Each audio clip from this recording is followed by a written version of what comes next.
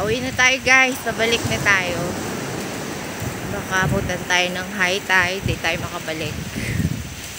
So, sulit yung pinunta natin dito. Ito yung tinatawag sa amin na Libanon Beach. Ayan. Ang ganda, diba? Siguro ko kung may makapag ano nito, kapag develop, sana makilala to aming lugar. Napakaganda.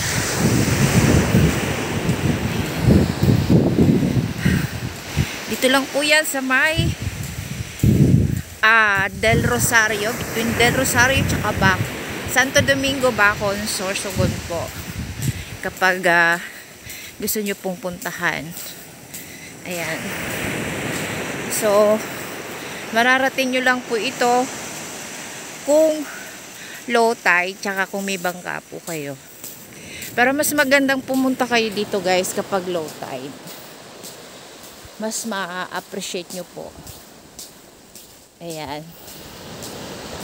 Diba? Napakaganda.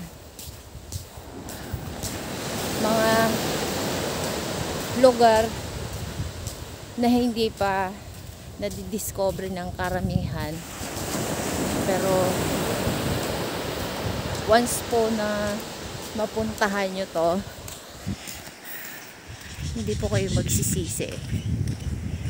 Ayan.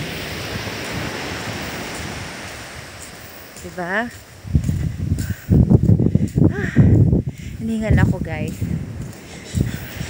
Diba talaga pag medyo may timbang nang naglalakad, nakakahingal. Pero exercise na din kasi puro ano na lang ako eh.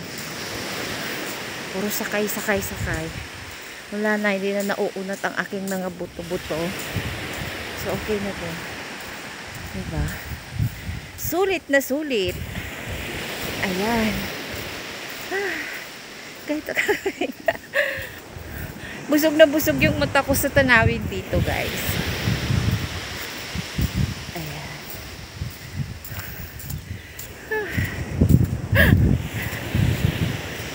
Ang ganda.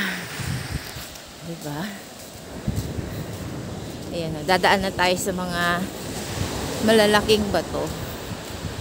Medyo madumi nga lang, or actually yung mga ano na yan, mga dumang tawag yan sa ano, pula po tawag dito sa ano eh.